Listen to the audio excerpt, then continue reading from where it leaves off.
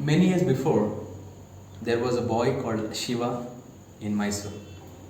When he was a second standard student, he saw a priest dressed in white cassock. At that time, it triggered in his mind. One day, he was to wear like that, but he did not know what's all these things about. When he came to fourth standard, he got a small book on Jesus in Kannada, and he read that book. After reading the book, he realized himself Jesus is the true God. And just hardly 100 meters away, there was a temple in front of his house. He stopped going to the temples. And slowly, his family realized that he was not visiting the temple or praying either. So they started to check his luggage. Especially in his bag, they found a Holy Bible and a hymn book called Chetana.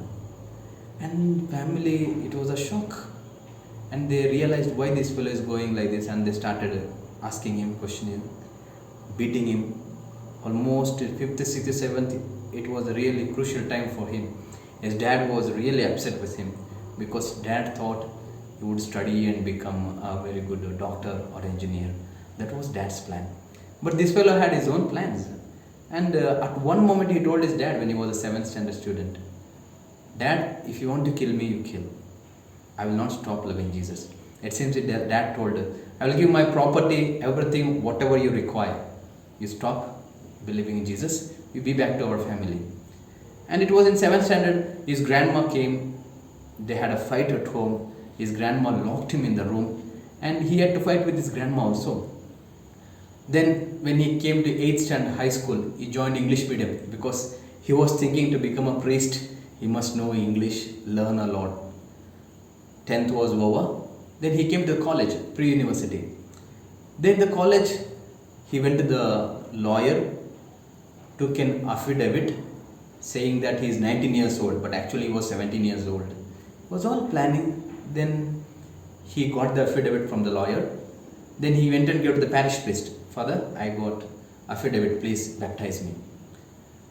It was in 2001 Easter, he was baptized.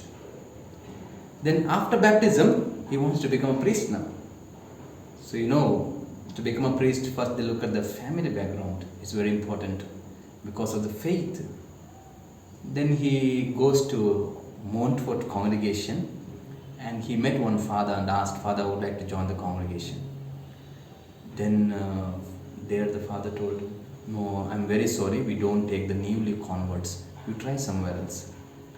Difference you believe, it was that week he really prayed almost 8 to 10 rosaries and he asked the Blessed Mother, "Mother, I want to become a priest somehow, please help me." So and his godparents were very good Catholics.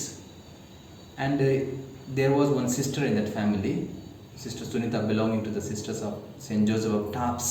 She called him and told one day, "Okay, now there is a camp in Tumkur organized by Salesians of Don Bosco. You please go and attend the camp, so they will help you." So the boy goes to the camp and attends the camp.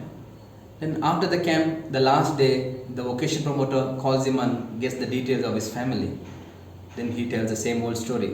"I am the only Catholic, the rest of the family members are Hindu, so this is my life."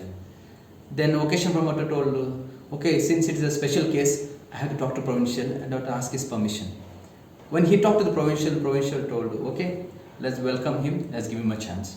So he got a chance, but when to join the seminary, dad did not help a bit even. Then literally he had to go to different convents, ask some sisters for some help, collect some money, buy things. Then that's how he paid his fee. So years went. It seems sometimes also in the seminary they started fooling him. "Oh, this fellow has come from a Hindu background, what does he know? This fellow will not know much." Then he took things little quite seriously, then started learning different things, learning about the prayers, the different languages. So he grew up like that. God had his own plans.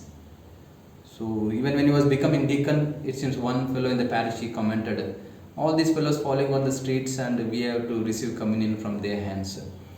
But this boy was quite, did not get disturbed with all this. He continued. A day of ordination came. where he had no money proper in his hand, but God was so generous. Somehow the money was collected. His godparents really took complete initiative of his ordination. Then the ordination was attended almost by 84 priests and quite a many good number of nuns. God never left his hand. And that is the reason now as a priest I am standing before you. The same person whose hand God did not leave. Dear friends, like me, there may be number of people God has called, God has chosen, and God has made His own. When I was a boy, I used to think when others were receiving the communion, I have no chance to receive communion. Say, God, what is this? When will you give me chance? Now, God has given me that grace to be a priest, to consecrate ordinary bread and wine into His body and blood. It is God's wonder in my life.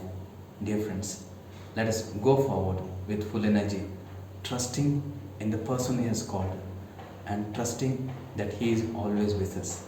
Have a wonderful time. God bless you. Thank you.